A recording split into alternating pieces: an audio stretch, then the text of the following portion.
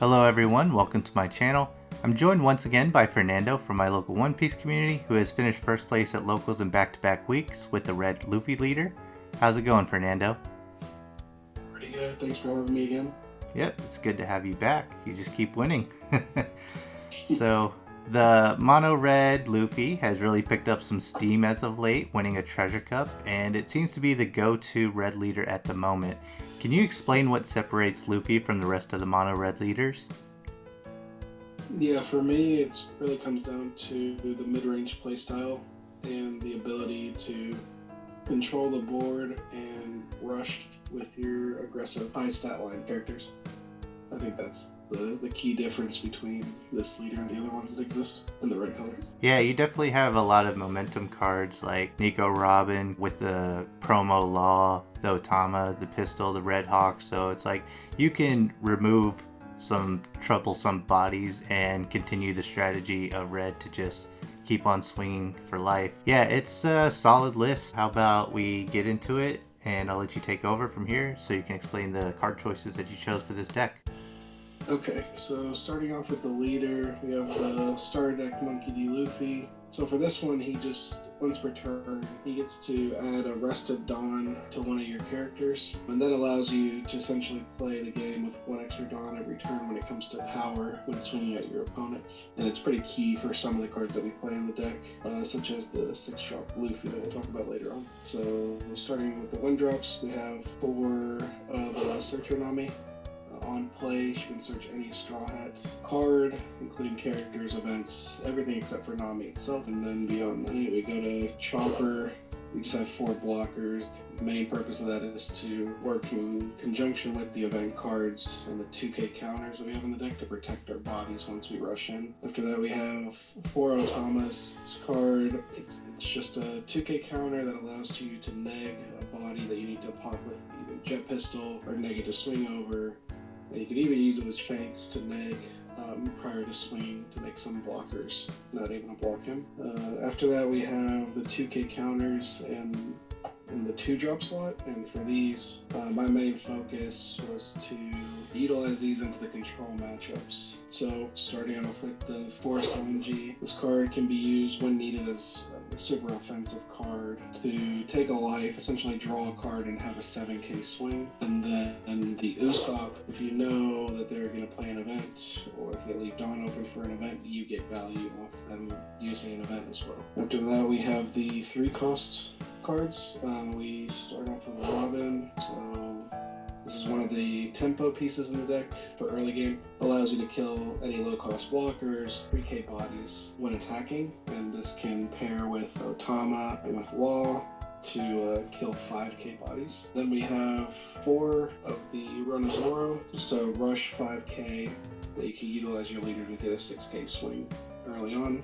And then later in the game, multiple rush swings is very effective. After that, we have 3 of the promo Law. So this card is a high stat line neg 2 on play that allows you to remove bodies with Jet Pistol and with Robin. And then following it up, you have just a 5k swing the turn after, so it's just really good to apply pressure and clear board. After that, we have probably the best card in the deck, the 5-cost Monkey D. Luffy. He's a rush body. You put 2 down under him, he's unblockable, which is the key to this card, because if they want to spam blockers and they have no life, this is the best card you could see. After that, we have the 6-drop promo Luffy. You have 2 Dawn under this card, it gains rush. In conjunction with the leader at 7 on curve, you can play this card to get a 9k swing. It's probably the best way to use this card. And then I think it's a big body that they need to clear, because then turn after turn you're just getting a 7k swing. After that, I have the 3 Shanks. I go back and forth on this ratio, but I think 3 is very good because I want to see at least 1 a game. And he's just a rush body that can more likely than not hit a life. And if they have 1 life, this 4 often not puts them at 0, which is where you want them to go. And then after that, we have the events. So I opted to play for a guard point. The key to this card is that it's 1 cost. It's pretty easy to leave 1 open Dawn turn after turn to protect your bodies once you get into your 5 costs and above. And this keeps them guessing on how big they need to swing, because if they swing 2k over, you use guard point. If they swing 4k over, you use guard point at 2k. So it makes it very hard for them to know what the magical number is to swing over your bodies. After that, we have the 4 Jet Pistol. One of the best removals in the game so far. It having the same effect in life as a trigger is very good. If they don't play around it, they will get punished. And it's just great to remove the bigger blockers in the game so you can go for life. And then the last card that I have is 2 Red Hawks. Red Hawk being really good piece in the law matchup in particular to clear the 4K bodies, but generally if they have 2 bodies on board and they don't block with their blockers, you just use Red Hawk the turn after to clear a low cost blocker and then go in for game. And that's the list. Alright, yeah. I really like this list because it has so many plays that you can pull off, and at the same time though it still has that central focus. So I feel like with Zoro, a lot of times it'll have its good matchups and its bad matchups, whereas this is more like you can still have the favorable matchups for Red, but your matchups that are typically not favorable for Zoro, you have outs to that in this deck. So I really like that. And in the list also, going with the guard point over something like Radical Beam, I find to be really good, if I'm being honest, because Radical Beam is nice when you're lower on life, of course, you know, it's that 1 extra, but guard point, you could use at any point throughout the game to protect your bodies for that extra, you know, 1k to completely throw off their math. But yeah, I guess Radical Beam would be possibly a consideration, but, you know, as we always do, what are the cards that you have considered and maybe you've included in your list before but taken out and you're like, this card has value, it's just, you know, not in your list? Yeah, so the first card that comes to mind would be Round Table.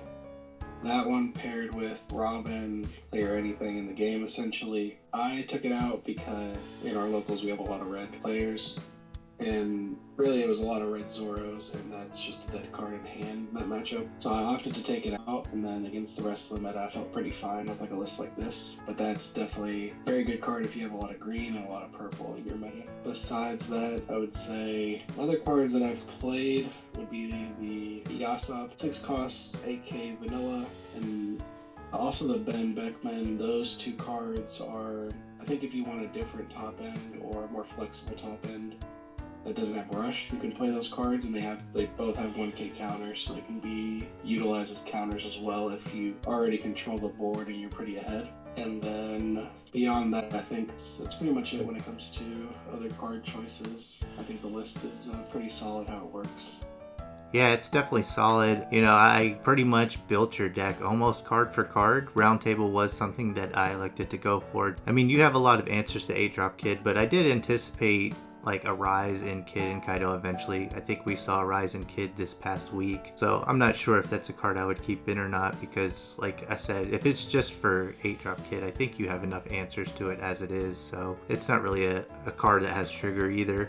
The bigger bodies, like you said, would be pretty good inclusions, but you maintain the top end rush in your deck, so it kind of just keeps that strategy of just going after them for the rush deck. But yeah, so do you have any tips for anyone that might want to play this deck? Yeah, so I've had a lot of iterations to this deck. I mean, me and you have played tested quite a bit with the different versions that I've had. Mm-hmm. And I'll say that I've experimented with high 2k counter counts and no events that beyond like the Gum Jet Pistol. And I've had lists like this where it has a lot of counter events and a smaller 2k counter count. And I think really the key to this is to apply pressure with your bodies, but don't go all out, and keep Dawn to protect your bodies. Because if you can rush, hit damage, and then protect your bodies to hit them again, the rush cards get so much more value, because you're taking attacks away from your life early in the game, and then when they commit all their Dawn, you're clearing one of your bodies, and then you just guard point, and then they pass turn, and then you get a swing with that body again. It's just tempo is definitely in your favor.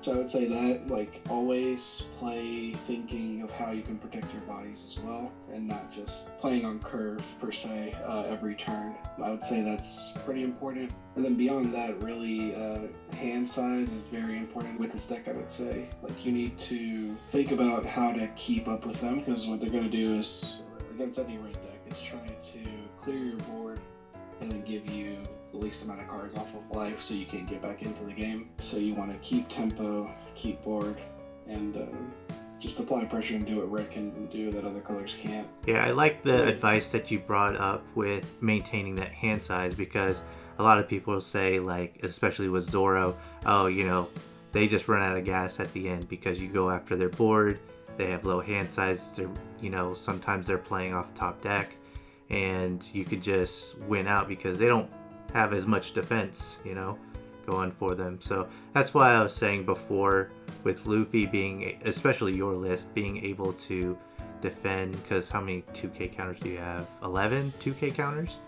And, yeah, 11 2Ks in this one, yep. Yeah, to go with the 4 guard point. So when they try to go after your board and they fail to do so, especially early on, like, you can just overwhelm them. I will say also, leaving 2 Dawn up, having the ability to play mind games if they think I'm going to play Red Hawk or double guard point messes with them as well.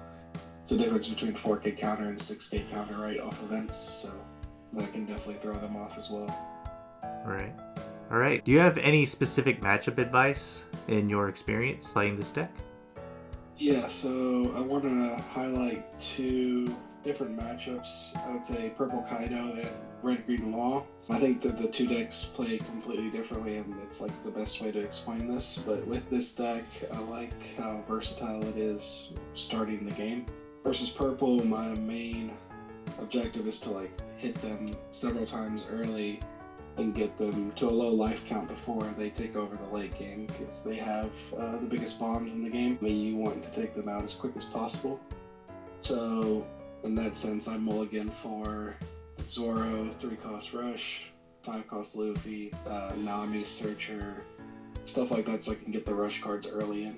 And then for Red Green Law, it's the complete opposite, where you try to find board control pieces, Robins, your Law, your Red Hawks, cards like that, to where you can clear small bodies off the board and control the matchup, and then find your Namis to search the rush pieces later on to close the game. So really, depending on what matchup you sit down against, just evaluate how you want your first turns to go, and try to mulligan your hands to find the right pieces. But the deck itself can play very versatile, even if you don't find the right stuff for certain matchups, I would say.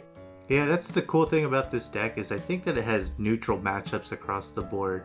Like, this style isn't similar at all to Green Eustace Kid, but I do feel like Eustace Kid has outs to everything.